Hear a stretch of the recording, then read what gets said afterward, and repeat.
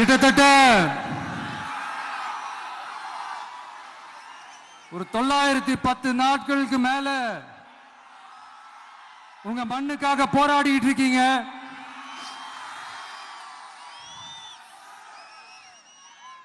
உங்க போராட்டத்தை பத்தி ராகுல்னு ஒரு பையன், சின்ன பையன் பேசினது நான் கேட்டேன். அந்த குழந்தையோட பேச்சு மனசு ஏதோ செஞ்சிருச்சு. உடனே உங்க எல்லாரையும் பார்க்கணும்னு தோணுச்சு, உங்க எல்லாரையும் கூட பேசி ஆகணும்னு தோணுச்சு. உங்க எல்லாரு கூட நான் நிப்பேன், நீ தொடர்ந்து நிப்பேன் சொல்லணும்னு தோணுச்சு.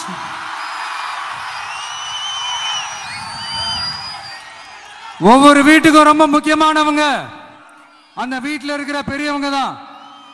அதே மாதிரிதான் நம்ம நாட்டுக்கு ரொம்ப முக்கியமானவங்க உங்கள மாதிரி விவசாயிங்க தான். அதனால உங்கள மாதிரி விவசாயிகளோட காலடி மண்ணை தொட்டு கும்பிட்டு தான் என்னோட பயணத்தை தொடங்கணும்னு ஒரு முடிவோட தான் இருந்தேன். அதுக்கு சரியான இடம் இதுதான் எனக்கு தோணுச்சு.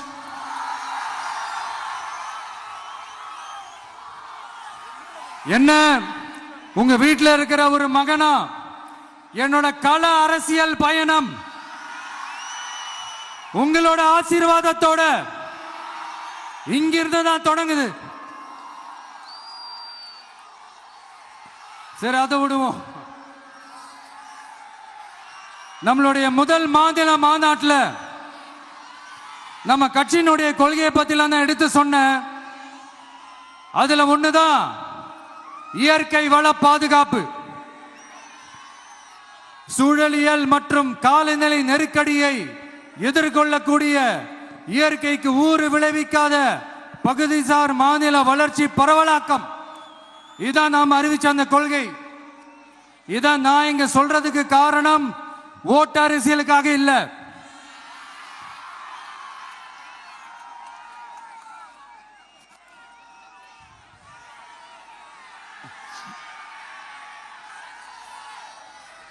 இன்னொரு தீர்மானம் அதே மாநில மாநாட்டில் நான் சொன்னேன். அது விவசாய நிலங்கள் பாதுகாப்பு கொள்கை தீர்மானம். அதுல காஞ்சிபுரம் மாவட்டம் பரந்தூரில் 1000க்கும் மேற்பட்ட ஏக்கர் பரப்பளவில் 13 நீர்நிலைகளை அழிச்சு சென்னை நிரந்தரமாக வெள்ளக்காடாக்கும் திட்டத்தை ஒன்றிய மாநில அரசுகள் கைவிட வேண்டும் வலியுறுத்தின. அது மட்டும் இல்லாம இந்த மண்ணுக்காகவும் மக்களுக்காகவும்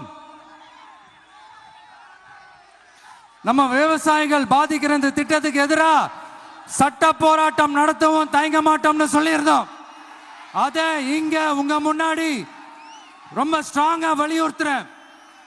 இந்த பிரச்சனையில நான் உங்களோட உறுதியா நிற்பேன்.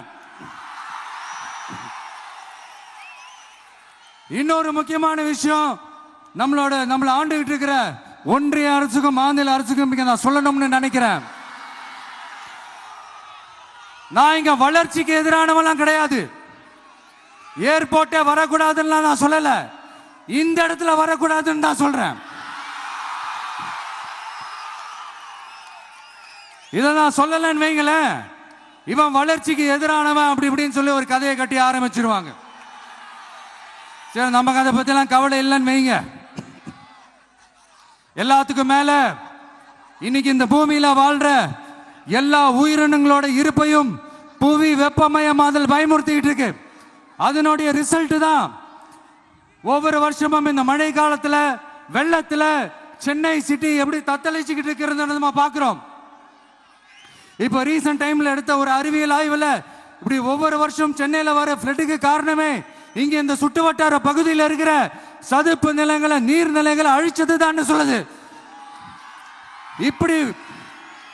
இப்படி ஒரு சூழல் இருக்கும் போது 90% ஆஃப் விவசாய நிலங்கள் 90% ஆஃப் நீர்நிலைகளை அழிச்சு இங்க இந்த பரந்தூர் விமான நிலையத்தை கொண்டு வரணும்னு எடுக்கிற அந்த முடிவை எந்த அரசா இருந்தாலும் அது மக்கள் விரோத அரசா தான் இருக்க முடியும்.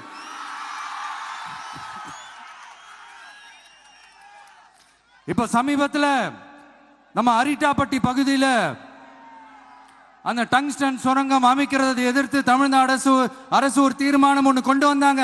அதை நான் மனப்பூர்வமாக வரவேற்கிறேன். ஆனா அதே நிலைப்பாட்டை தானே இங்க நம்ம பரந்தூர் பிரச்சனையிலையும் எடுக்கணும்.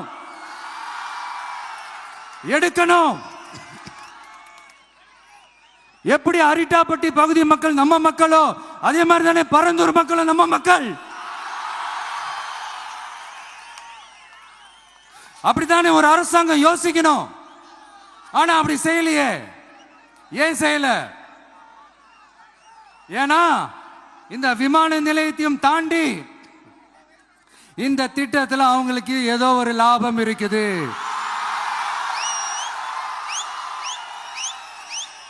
அத நம்ம மக்கள் தெளிவா புரிஞ்சு வச்சிருக்கிறாங்க. நம்மளுடைய ஆட்சியாளர்களுக்கு ஒரு சில கேள்விகள். நீங்க எதிர்கட்சியா இருக்கும் போது 8 வழிச்சாலையை எதிர்த்தீங்க, அந்த காட்டுப்பள்ளி துறைமுகத்தை எடுத்தீங்க. அதே தானே இங்கேயும், அதே நிலைப்பாடு தானே இங்கேயும் எடுக்கணும். அது எப்படி நீங்க எதிர்கட்சியா இருக்கும் போது விவசாயிகளுக்கு ஆதரவு, ஆளுங்கட்சியா இருக்கும் போது விவசாயிகளுக்கு எதிர்ப்பா? இது எனக்கு புரியலையே.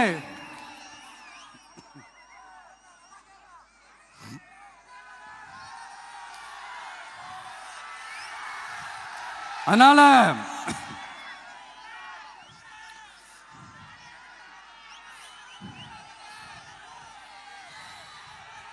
இனிமேலும் சொல்றேன், உங்க நாடகத்தெல்லாம் பார்த்துக்கிட்டு மக்கள் சும்மா இருக்க மாட்டாங்க. நீங்க உங்களோட வசதிக்காக அவங்களோட நிக்கிறதும் அவங்களோட நிக்காம இருக்கிறதும், நாடகம் ஆடுறதும் நாடகம் ஆடாம இருக்கிறதும், அது சரி. நம்புற மாதிரியே நாடகம் ஆடுறதுல தான் நீங்க கில்லாடிங்களாச்சு. அதையும் மீறி நம்ம விவசாயிங்க உங்க போராட்டத்துக்கு எதிராக போராடினாங்கன்னா பிரச்சனை தான். அதனால இனிமேல் உங்க நாடகத்தை பார்த்துக்கிட்டு மக்கள் சும்மா இருக்க மாட்டாங்க. உங்களோட இந்த விமான நிலையத்துக்காக நீங்க ஆய்வு செஞ்ச இடத்தை மறு ஆய்வு செய்யணும்னு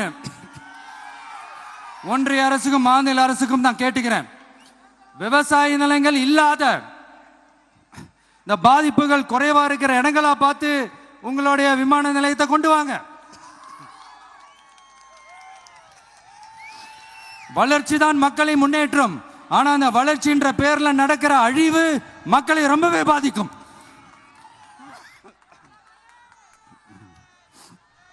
நீங்க எல்லாரும் உங்களுடைய ஊர் கிராம தேவதைகளான கொல்லமெட்டால் அம்மன் மேலையும்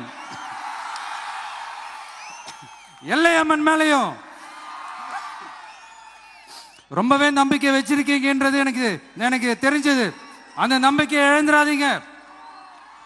உங்களுக்காகவும் உங்க ஊருக்காகவும் இனி உங்க வீட்டு பிள்ளையான நானும் தமிழக வெற்றி கழகத்தோட தோழர்களும் சட்டத்துக்கு உட்பட்டு எல்லா வழிகளிலும் உங்களோட உறுதி அனுப்ப உங்களோட ஊருக்குள்ள ஏகனாபுரம் ஊருக்குள்ள வந்து அந்த திடல்ல தான் உங்க எல்லாரையும் மீட் பண்ணணும்னு நினைச்சேன். ஆனா எனக்கு பர்மிஷன் கிடைக்கல. இங்க தான் பர்மிஷன் கொடுத்தாங்க. நான் ஏன் ஊருக்குள்ள வரணும்னு தடையின்னு எனக்கு தெரியல. இப்படிதான் கொஞ்ச நாளைக்கு முன்னாடி நம்ம புள்ளிங்க ஒரு நோட்டீஸ் கொடுத்ததுக்கு தடை விதிச்சாங்க. ஒரு துண்டு சீட்டு நம்ம புள்ளிங்க கொடுத்ததுக்கு. அது ஏன்னு எனக்கு புரியல. அதனால கான்பிடண்டா இருங்க, நல்லதே நடக்கும், வெற்றி நிச்சயம். மீண்டும் சந்திக்கும் வரை நன்றி, வணக்கம்.